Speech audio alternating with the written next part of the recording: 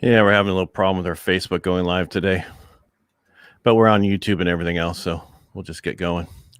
All right, I'm Ed Parco, your host of Helping the Brave, and today our other two hosts are in Anchorage, Alaska, doing their training. So we have a guest host today, which is Robert Atkins. Robert, thanks for being here today for a guest host. Thank you. Really appreciate it because I don't like to do it alone. You know how it is. All right, and our guest today is Sam Pennington, and he was referred to us by Mohawk Matt. That's one of his guests. So he would normally be here introducing him, but I get the luxury of doing that today, and a privilege, I should say, especially him being a fellow Navy person. So Sam, thanks for being here today. Thank you. I'm very excited to be here, and I appreciate the opportunity. Oh, it's all us. And just so you know, I was prior military. I was the Navy, right? And then Robert was Navy, and now we have Sam who's Navy. So the Navy took over. Even when we have the Marine Corps here, they don't understand they are a department of the Navy, and we still win. So absolutely. All right. Sam, tell us your story about, because our whole premise for Helping the Brave is to help military members transition out of the military and throughout life. And I know you have a story about your transitioning, and you have a great story, I'm sure, about your whole career. So start where you want to start with. If you want to start with how you got in, how you decided to get into the Navy. Let's start there. Why did you choose the Navy? So I was working construction a year out of high school, going well, but the job ended, and the next opportunity basically didn't come along. And so I thought I'd be able to work construction, join the Operating Engineers Union in Southern California, and then I found out that the wait to get a job in the union was literally years. So looking around, the Navy was the best opportunity for me. So I enlisted in the delayed entry program back in 1987. Went to boot camp in January of '88. Went to submarine school, and went to my first submarine in Charleston, South Carolina, and kind of went from there. Well, I did not. Yeah, so that's pretty much what I delayed entry program back when I did. I was thinking for a second there. I didn't realize they had it in the 80s, but yes, they did, because that's what I did. So once you got in the Navy, how did you pick that you wanted to be on a submarine? Well, I don't know. It just seemed cool. It seemed like an interesting thing to do. I had read a couple of Tom Clancy novels, and so I thought that's what I want to do. And yeah, it was an opportunity that was afforded to me, so I jumped at it. Tom Clancy novels, huh? Yes, I've read quite a few of those. I'm sure you read a lot more on the submarine. Yes, that gave me some time to read. Although that didn't really happen for the first couple years. The first couple years in the submarine, it's all about qualifying, and you're constantly working to that next qualification. But the last two deployments I did were very a lot more relaxed in terms of qualifications, because I was already topped out, and so I got a little more time to read. And so when you're talking about, so I just want to understand. So when you get in and before you actually get on the sub, you have a few years for qualifying and a bunch of stuff to get training before you go to the sub, or how does that work? Yes. So most people on the submarine are E4 and above. There's a few E3 and below. And so you've gone through all your A schools and C schools, and all the non-nukes go to submarine, the basic submarine school. So all that takes quite a bit of time. And then once you get to the submarine, you have to start on your initial qualifications and your in rate, whatever your job is. And you also have to start your submarine qualification. And I would offer that the submarine qualification is incredibly demanding, much more difficult. And I think I'm going to get some feedback from the surface community, but having been a surface warfare officer, the submarine qualification was much more difficult, much more intensive, and reasonably so. I mean, we had a lot more things to learn that were significantly more important in terms of the risk. Questions there for you, Robert? You have any questions? It's not just all about me. You're a guest host. You got to ask questions, man. No, I'm just intrigued because I haven't known anyone that was actually on a submarine, so I'm just sitting here listening. Yeah, so I mean, the submarine life was it was interesting. It's very the culture is probably the most interesting part of that. They're very pragmatic and very oriented on all the rules and regulations, and rightfully so. They're all there to with the intention of making sure that the number of surfaces equal the number of dives, and we all come back and see our families. So Absolutely wonderful experience being on the submarine. I cherish that experience. Even today, I get together with my shipmates that were on James K. Polk. Every year we go to a reunion, and we're still very close. So it's definitely a wonderful experience. A lot of work, very hard, but it's infinitely rewarding. So. Yeah, it takes like I said before the show, a unique individual to be able to be on a sub. I mean, so you got stationed on the sub, right? Finally, after all your training, and where'd you go? Did you go anywhere, or did you have Westpacks? So I was on a boomer. So we operate out of Charleston, but we would fly over to Holy Loch, Scotland, do a turnover in about 3 or 4 days. The other crew would leave. We'd take the boat. We'd get it ready. We'd go underway, go on alert, do our thing, come back into port 90 days later, do a turnover again with the other crew, then fly home. And so that process was basically 110 on and about 100 days off, and it would cycle back and forth on that. So I did that for about 4 years, and then I got orders to the Russell out of Mare Island. It was a spec op boat, but en route to the Russell, I got selected for an officer program. It was called the Broaden Opportunity for Officer Selection and Training, BOOST. And so I went to San Diego for a year with a bunch of Marines, and did a year of BOOST, and then I went to ROTC and got my degree, and then was commissioned. So what's the year of BOOST? What did you do in the year of BOOST for people who don't understand what that is? So Broaden Opportunity for Officer Selection and Training is a program I don't believe exists anymore. But at the time, it basically takes personnel that they show potential, but they didn't have the academic background to be competitive in college. And so it's a year of academics, but also some military training in there as well with the Marines, and then prepares you for an ROTC scholarship. And so I went into that, got my ROTC scholarship, but within that year, I went back active duty on the enlisted commissioning program. So I was actually commissioned under the ECP program. Okay. All right. So we have a comment and I have a question for you. How did everyone handle it in the sub? Psychology has got to be difficult. So do you know this person at all? I'm just curious. I do not. Okay. Ed, great question. I get that a lot. So one of the things that happens for everybody in the military that goes on a submarine or is assigned to a submarine, everybody in the Navy, is you get a psychological screening prior to that to make sure that you're not going to have a problem. But even then, you still occasionally will have problems. No screening system is perfect. So I would offer that the submarine community is very, very tight. We also have a unique sense of humor. I think a lot of that has changed since we are in a more, I don't want to say politically correct Navy, but it's a more mature Navy, I would say. So, but at the time I was, on the boat, it was all male. There was an awful lot of antics, an awful lot of intense training. And so those antics kind of served to break up the monotony, break up the stress. And we did things like steal doors off the chief's mess. And we stole the door off the XO's stateroom one time. That was funny, I thought. I got quite a few stories about different things. But yeah, so we handled it fine. There was problems, but we dealt with them, and I think we dealt with them very, very, very well. Now, is that one of the reasons why you guys do like a 90-day deployment? Well, the 90-day deployment is based on the number of days needed for the submarine to be alert. And it basically, when it's alert, it is in a box someplace where very few people know, and it's basically hiding in case the submarine needs to do its mission, execute its mission. So that time period is based on the availability and the number of submarines and various other variables that U.S. Strategic Command details or deals with. Oh, okay. And I didn't know you had two different crews, one to take it there and one to come back. Basically, what you said, right? Well, no. So we do the same tour, but it's a blue gold transition. So when I was doing it, it was an older boat. It was the 640 class submarines, and the missiles were different. They were the C3 missiles. We did the very last C3 patrol on the older class of boomers. Then the Ohio class came out, and they transitioned to the C4, and then again to the D5 missiles.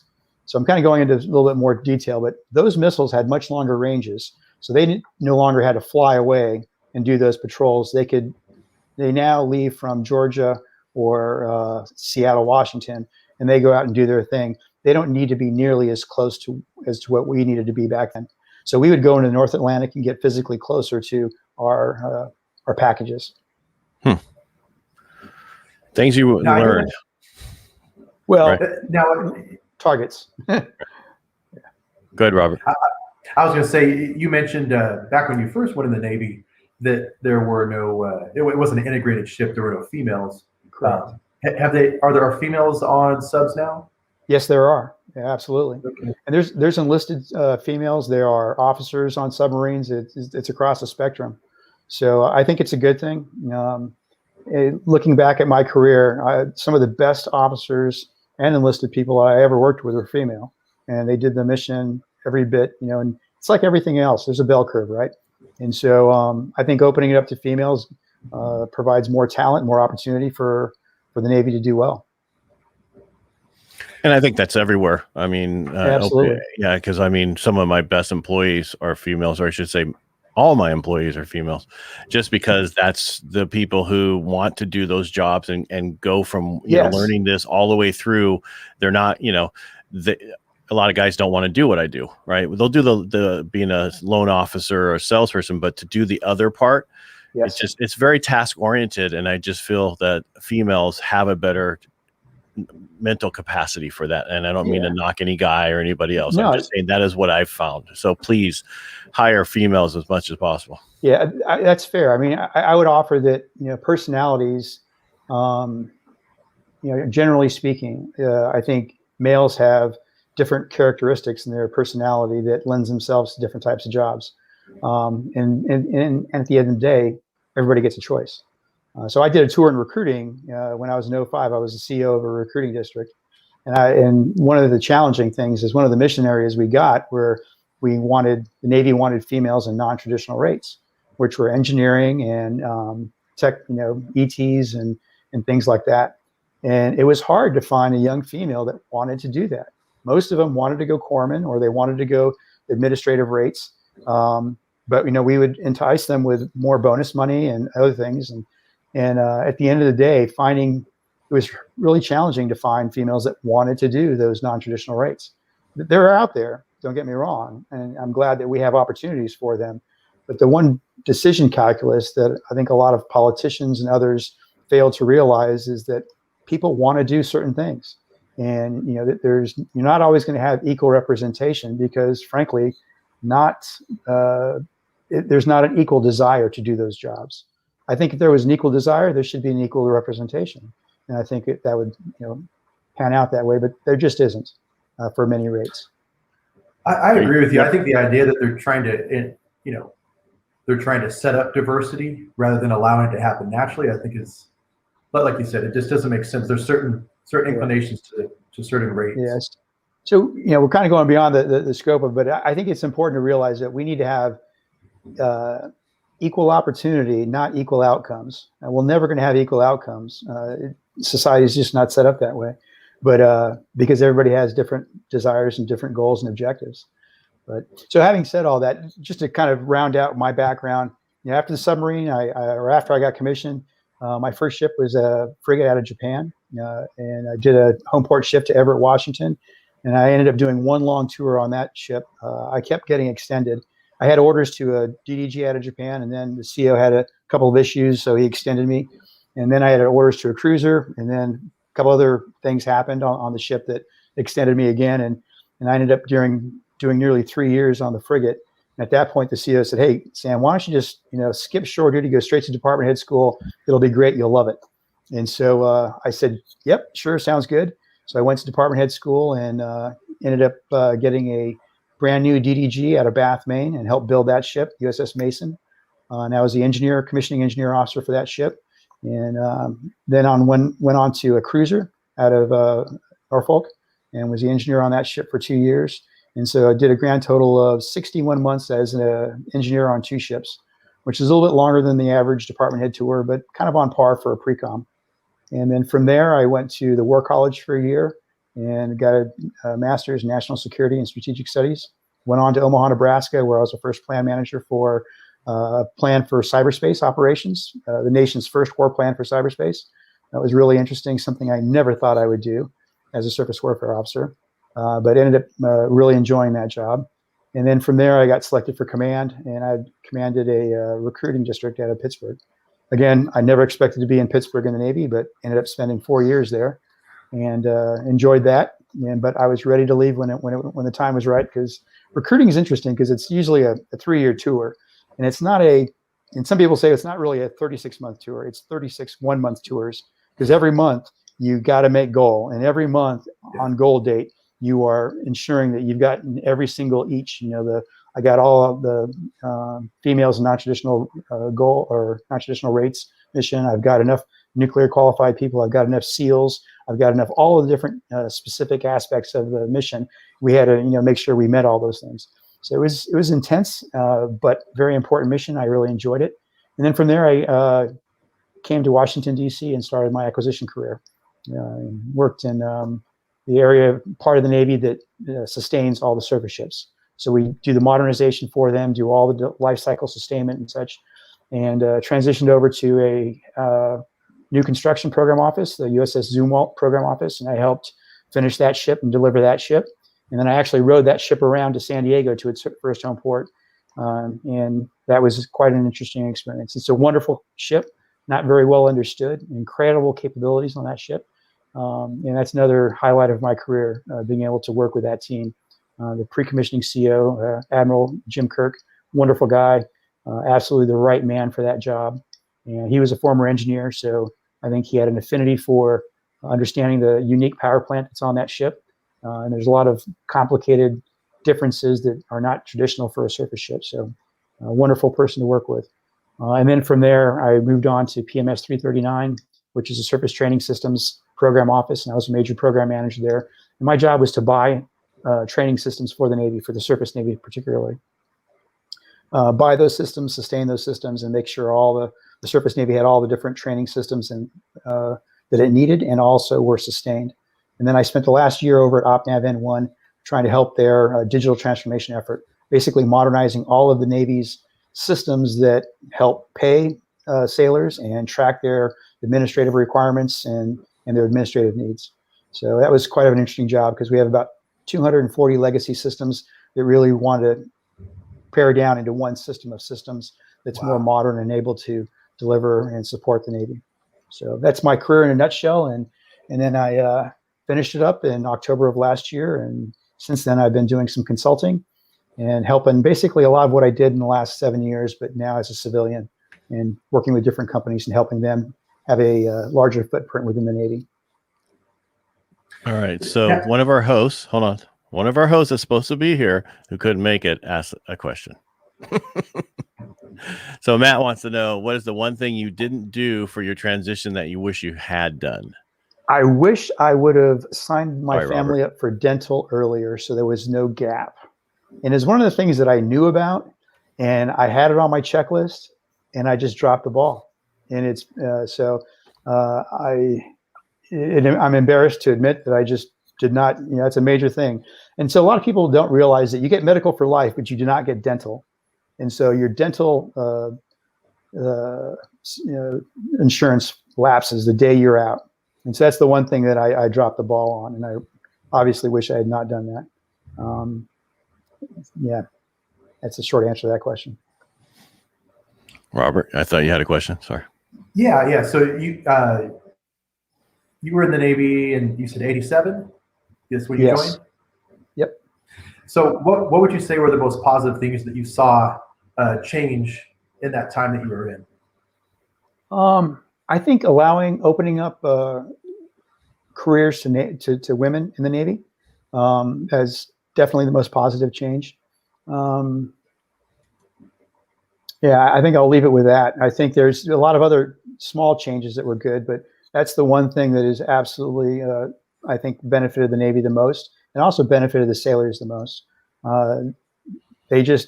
They're every bit as good as men, and in some ways they're more empathetic.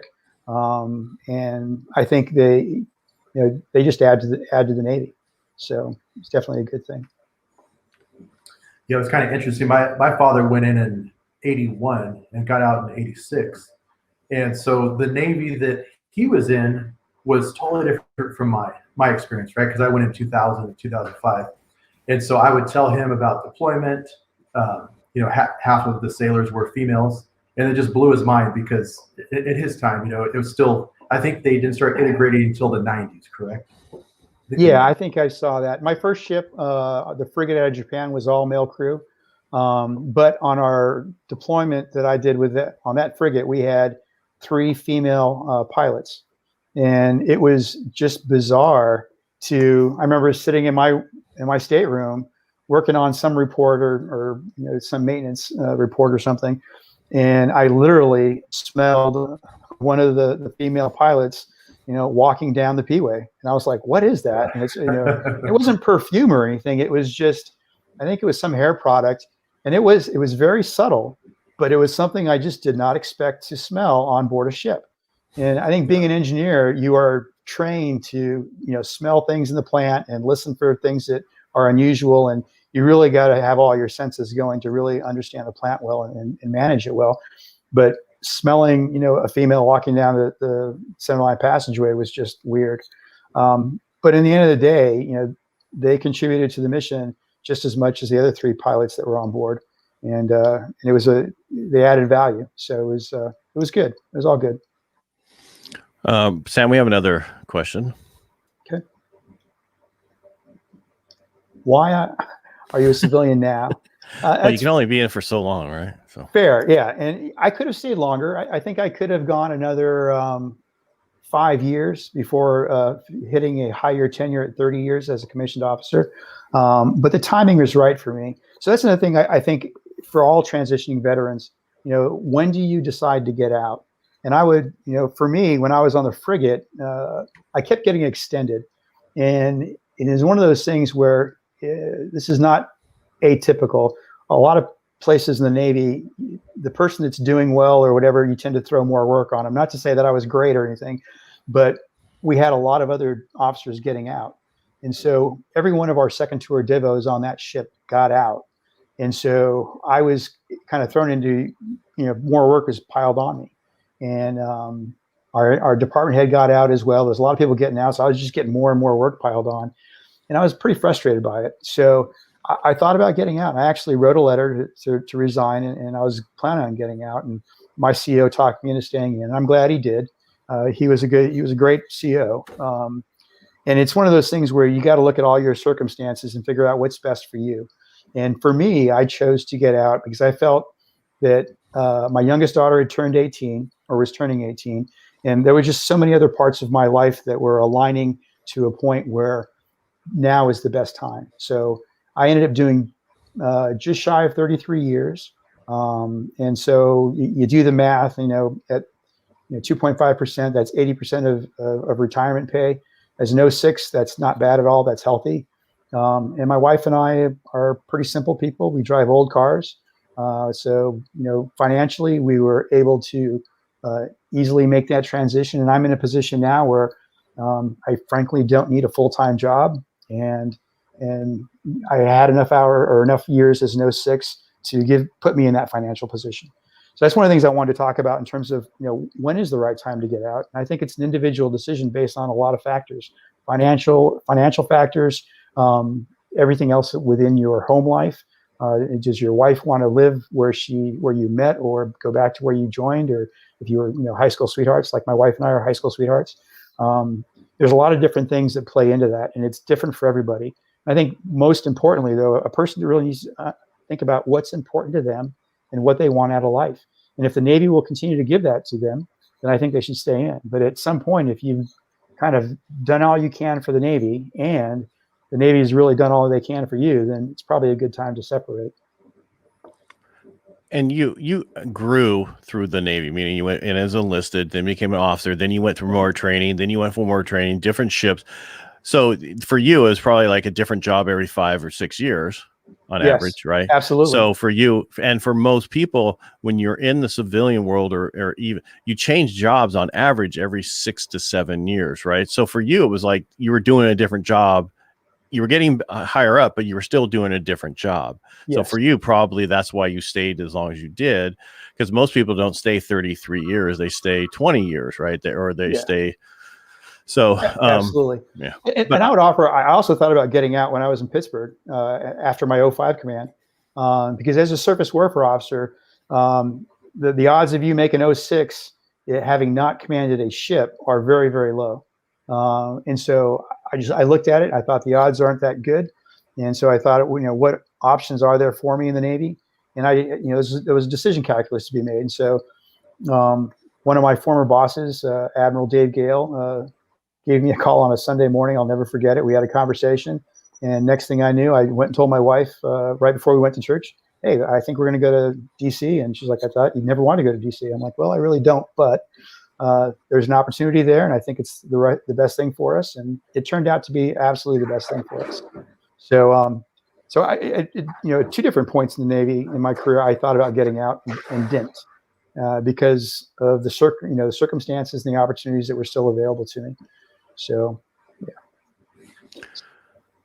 Now, when you were all right, so we're talking about transitioning, and that's about what it seems like you want to talk a little bit more about that, if that's okay. Can we go into that a little bit deeper? Because we have another person on the show, Chloe, who's huge for her people about thinking a year out before you're going to get out, what you're going to do, right? Yep. And focus on it. Even if you're going to re-enlist, know I'm a year out.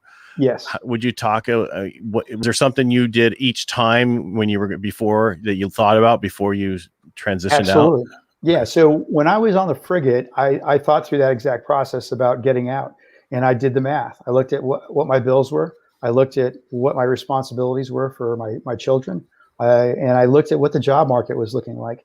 And I actually talked to a couple of recruiters, and one recruiter in particular that really was a headhunter for Navy engineers. We're very good at running plants. So this particular headhunter hired almost exclusively Navy engineers to run power plants in the Pacific Northwest. And so I had a job lined up. I was all ready to go. And so I did my homework, and then I changed my mind at the last hour, at the 11th hour, because my CO and I had a really good conversation. But I would say that, for the enlisted, if you're a year out from your contract or from your current enlistment, start doing those things. Look at the job market, get the gut check about what's important to you and what you want to accomplish. And if you can do that within the Navy, then look at that as an option. If you can do that outside the Navy, then compare the two and figure out what's best for you. I would offer that we almost all have a GI Bill, and that is a great opportunity to get more education or more training. And it's not necessarily college. You can get education or training as a welder or as a pilot. There's lots of different things you can do with that GI Bill that can enable you to follow almost any career you'd like. So know your resources. That's another thing. And talk to your mentors, talk to the senior people. And I would also think, even in terms of retirement, one of the things I really wanted to talk about here is survivor benefit plan. And that we'll talk a little bit more about it, but that's something that every junior sailor should be thinking about in their 20s. And I say that it's because that's the time where you can make decisions about life insurance that are far better. I shouldn't say far better, but they're distinctly better financially to make that investment before you turn 30, when life insurance is very cheap, and sustain that. And I had a chief that talked to me when I was 26 or 27, and he's like, you need to look at this.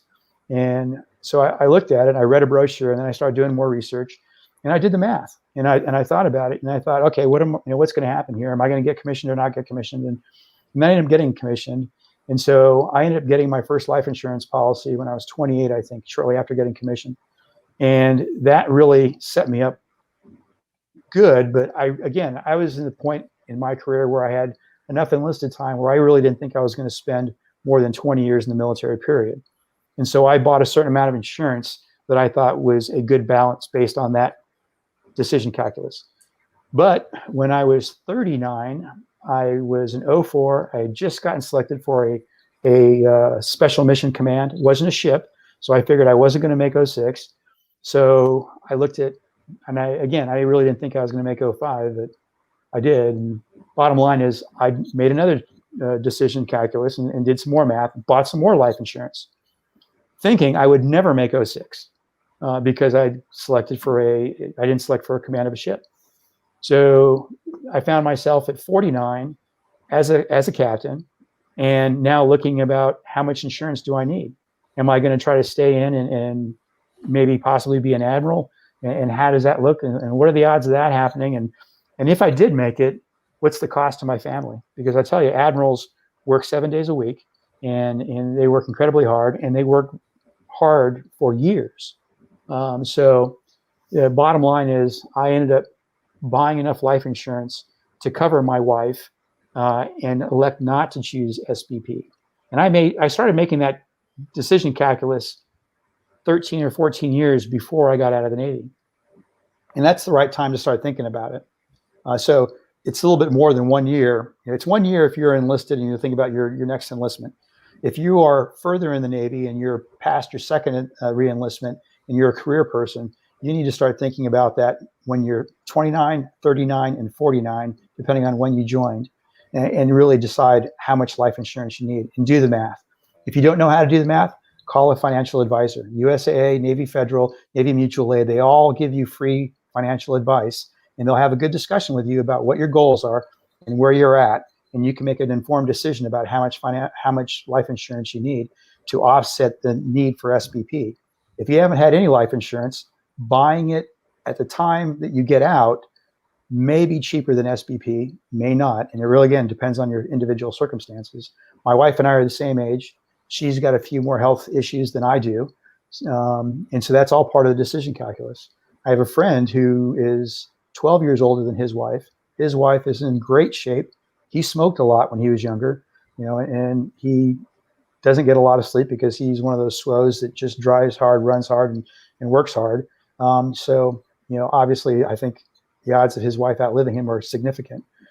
So SBP was probably the best option for him. So again, everybody's circumstances are different. You got to look at what your circumstances are, know your resources, find help where you need it, do the research, and make sure if you don't understand any part of that about that research, you get the right help and you get the right resources. Sam, you're retired right now. Are you doing anything else? So I'm a consultant for a few companies. And interestingly enough, I started an LLC, and I got a lot of work with that back in October, November. Actually, I was on terminal leave when I started the company, and I actually got my first big contract, and that went very well. And then, there was a delay in the Defense Authorization Act, so the work dried up for a little while. But luckily, as a contractor, the money's decent, so I was able to kind of save enough of that and coast for a while. Then I got a couple other small jobs, and it's enough to keep me comfortable. And so that's really what I do. And I also spend a lot of time with my grandkids. I got 6 grandchildren, so that's been wonderful. And we've had a few family issues. My wife lost her father this year, a few months ago, so I've been able to basically drop everything, go to California, and help my mother-in-law out with her needs. And so having that flexibility as a contractor was especially helpful the last few months. And the money is definitely good where I can afford to work 10 or 15 hours a week and really still be very comfortable. So the work you do, that's in the field that you came from, or what's the work? Yes. So that's a fair question. So I consult primarily about acquisitions for the Navy. And so companies will come to me and say, hey, here's our products. Here's what we do. How can we be competitive with the Navy? And so I'll give them advice. Or sometimes the company will come to me and say, we've got this. What do you think of it? And I'll read it. I'll look over it. I'll either write a white paper or I'll have a conversation. And I'll tell them what I think about it. And so those types of interactions are all basically hourly rate. And so I bill out as by the hour, and I basically help companies with different problems they have as long as they need me. Well, looking back, right, what do you miss about the Navy? Is it the ships? No, so it's not necessarily the ships per se. It's definitely the camaraderie and the work ethic of the people. The last 8 years, I primarily worked with civilians, but even then, their work ethic is incredible. I was very blessed to work with some outstanding individuals, and I miss them the most, the people. And I was incredibly lucky to work with some wonderful leaders as well. Vice Admiral Galinas, Admiral Gale, Vice Admiral Now, wonderful leaders, and I was very fortunate to have the opportunity to work with them. So now coming out go of ahead, Robert. I was going to say, when you first joined and you were in construction, had you entertained the idea of being a CV? No, not at all. No. I was in construction because I needed a job, and I was, and that was what was there. Growing up, I spent a lot of time working on cars. I love cars. I have 7 cars, and so I really wanted to be a mechanic. And so, looking at the options in the Navy, I know the CVs have mechanics, but the machinist mate rate is really what I wanted in terms of the skill sets and what I would learn as a machinist mate. And so I definitely, that was my first choice, and I was fortunate enough to get it. Good. I forgot where you said you joined at. Where'd you join at? Out of Lompoc, California, just north of Santa Barbara. Yeah, Lompoc, Yeah. So I'm in California. I'm in Modesto, just so you know where that's at. Yeah, I'm sure you know where that is. I do. Yeah. And so is Robert. He's actually in the same town. So yeah. All right. So, and probably when you joined, you had no idea you're going to retire as an officer, right? You were just going to go in for 4 years or do your tour, right? My plan was 4 years, and really, I literally was planning on coming back and working at Diablo Nuclear Power Plant. That was my goal at the time. In the late '80s, it was still up and running, and there was good work there. They were hiring, and that's another reason I joined the Navy, the Air Force. And so my father is retired Air Force, my brother was in the Air Force, and my grandfather is retired colonel in the Air Force. And so very big Air Force family, and I went Navy. And really it was because of the opportunity to be a machinist mate and then go on to Diablo Nuclear Power Plant, which obviously never happened, but that was the thinking I had at the time. What did you enjoy about recruiting duty the most? Because you said you did 2 different billets, right? So I was the XO and then the CO. I fleeted up to be the commanding officer. And what I enjoyed most was the opportunity to help people that wanted a better life, that wanted to join the Navy. And I know we're going on a little bit of time here, but one quick sea story about that. There was a young man who worked very hard, very smart, got a master's degree from Penn State. And my daughter goes to Penn State, so I know it's not a cheap school to pay for. And he got done with his master's degree, and he couldn't get a job. And he looked all over the place, and that's not unusual at the time. The job market was kind of tight back in 2000. I think this was 2011. But and so his dad said, "Look, I paid for your school, and you need to get a job or get the hell out of my house." And so this kid was looking for something. So he went down to the recruiting station, and the recruiter's like, "We want to put you into an officer program. We have these opportunities, but based on the timing of things." He goes, no, my dad says I need to be gone now. So they said, well, we can enlist you right now. So he enlisted as a nuclear guy, and I saw the package come across my desk, and I'm like, what the heck?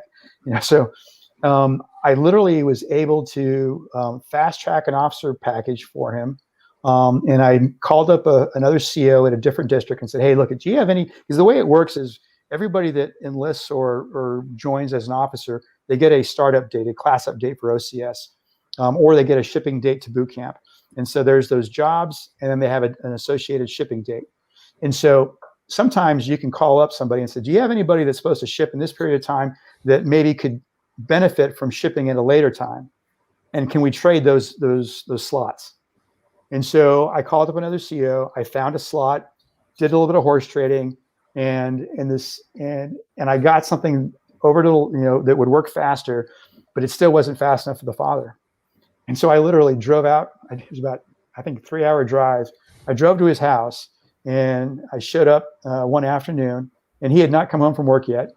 And I did that, after talking to the young man and talking to his mother.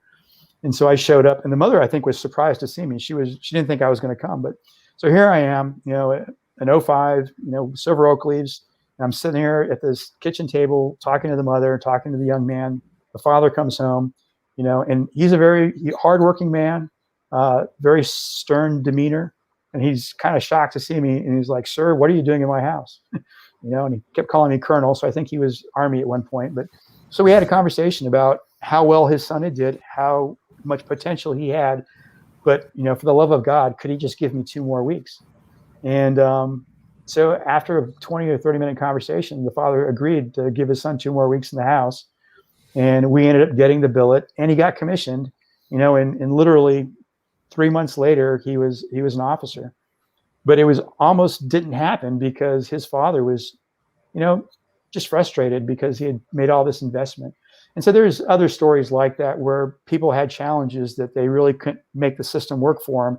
But as a CEO, you have a lot of resources, and you can figure out ways to make the system work, or get waivers, or do whatever you need to do within the rules, and within the law for sure. But there's just other opportunities I think that CEOs and senior enlisted can find for people, and to allow them to fulfill their dream and give the opportunity to join and serve in the Navy. And so that was very fulfilling for me. I really enjoyed that part. And I remember getting a postcard from the young man a year later. He was going through, I think he was at nuclear power school, and it was just a wonderful short note. And so and over the years, I think the ability to help enlisted people get commissions as well is another thing that's a highlight of my career. I've got several friends now that one's a nurse. She's going up for 04 now, and she just sent me her ODC and said, "Hey, sir, can you look at my package and make sure everything's good to go for the board?" And another one is soon he's about to retire as a lieutenant commander, and he was a DC-3 on that first frigate, and we've kept in touch. And he's just a wonderful young man who is just brilliant, and he's done great things for the Navy and done very, very well. And if he doesn't get out, I'm sure he's going to make 05 and possibly 06 as an LDO. But those type of things were very, very fulfilling, and I'm definitely the highlight of my career. It's nice to hear those stories, because we always hear the other stories where the recruiter lied to them, right? Yeah, right. well, I mean, that's what everybody talks about that, but nobody ever talks about the good stories. And I'm glad you were on today to talk about the good stories. Yeah, there are plenty of good stories out there, and I think some recruiters are not as forthright as others. I would offer, but yeah, that's fair. It's a fair statement. Yeah, because I remember when I was joining, they said, if you don't know what you want to do, be a boatswain mate, and then you can do all the different jobs on the ship, figure out what you really wanted to. And it's like, that's a total lie. It right? is. It's like, it absolutely you be scraping paint and that's not what you. So I was like, yeah, I'm glad I didn't listen to it. So thank you, Sam. I'm not trying to get rid of you, but thank you for coming on today and really sharing your story. It still sounds to me, from the way you talk, I mean, I can hear how proud you are of your Navy service and how proud you are of the Navy, and that you want to keep helping people that are associated with that in any way. I could just hear that, how you like helping people. So we would like to, if there's anything we could do for you, or if you could do for us, we'd really appreciate any help at all. Oh, absolutely. If there's anybody watching now who would like to get a hold of me, I'm on LinkedIn. Message me. I'm glad. Would be happy to answer any questions or spend some time talking to you. That's another thing that I would offer in retirement. When I was preparing for this, I reached out to a lot of mentors, a lot of people I worked with that had already retired, and had conversations about what they did, and kind of had those networking sessions, if you will, and they're very helpful. So one other thing I would offer for anybody that's transitioning is use your mentors, use your resources, have those networking conversations, and don't stop them once you've detached. Put them on your calendar to have a phone call once a month or once every 3 months, whatever the periodicity may be, because there are things that you may find later on that could lead to other opportunities for you. And that's something I did, and I ended up having a coffee, over the phone with the XO on my third ship. And interesting enough, I told you that the work kind of slowed down, and after the bill didn't come out right away, and I had a kind of a lull in my abilities to work. And I told him I was thinking about getting a normal job. And he's like, "Sam, if you got bandwidth, I've got work." I'm like, "What?" and it kind of led to an opportunity there. And it wasn't work for him directly, but he knew people that were looking for a retired 06 acquisitions guy who, previous SWO, for specific things they needed. So that, a cup of coffee over the phone led to a real opportunity for me. And I would offer that anybody transitioning, establish that group of people you network with, those mentors, and keep in touch with them, and have that phone call every month or 3 months, and just touch base. And I would offer that, be willing to help them, and also be willing to accept some help from them. Even if it's just, hey, I heard about this opportunity or that opportunity. You never know what's out there, but networking definitely helps do that, and having those conversations is definitely a good thing. And I think a lot of people who get out, especially after a few years, you lose the connection with all the people you were connected to before. And that was one of the reasons we started Helping the Brave, was to be a hub to help people find out, how do I transition out of the military and throughout life. If there's other stuff you need help with, we want to be here for you. And we want to have stories like this and have you on, Sam, to, because I hear that you even can help people who, I'm thinking about doing this. Can you help me do this and look at my package and, make sure it's a good package they're putting in for whatever they're doing. Right. So, all right. So before we go today, because I'm sure you got other things to do besides talking to us. Is there anything else you want to add before we go? No, I think I've covered it all. I think one last thing is know your benefits. Get on the resources, get on the VA's webpage. There's tons of resources out there, Military One Source. And the interesting thing, like Military One Source or even the Navy's personnel website has links to them. And they all basically point back to the VA page that what is available to you. And realize that if you are a veteran, that means that, less than 4 years or over 30 years, doesn't matter. You're still a veteran. And so you have benefits to you. There was an individual that had gotten out years and years and years before, only did 4 years, and they had a problem with their foot, and they never, thought that the VA could help them. But their first problem actually happened while they were active duty. The VA acknowledged that their current situation was tied to an injury that happened while they were on active duty, and they ended up getting the help they needed. 8 or 9 years afterwards, and he never even thought about the VA because in his mind he didn't retire, and therefore he really wasn't eligible, which is the furthest thing from the truth. So again, know your resources, know what's available to you, and do the research. And if you have any questions, ask somebody like me or ask a mentor, and just ask. The Helping the Brave here, and on this podcast, there's resources and there's plenty of people that are willing to help. All you need to do is ask. And that's one thing that we find veterans don't like to ask, right? I don't want to say they're afraid to ask. They're proud. They don't want to act like they need help, right? You're brave, but when someone put it just perfectly the other day when we had a thing, there was like, you call in for air support, don't you? You call in for this, right? So why aren't you asking for this help to help you? And I saw a post for somebody that's on LinkedIn. They were talking about, why didn't you get your benefits, right? Oh, and they have all these excuses. No, it's so easy. You need to go get them. I was 10% disabled when I got out because of I was in medical, right? I picked up so many people. I did so many things that my medical record was that thick from everything I did from my job and what I did and so yes, I got disability. But I mean, there's so many programs that people don't even know about where, like in California, if you're 10% disabled up to 99, your kids get to go to school for free, right?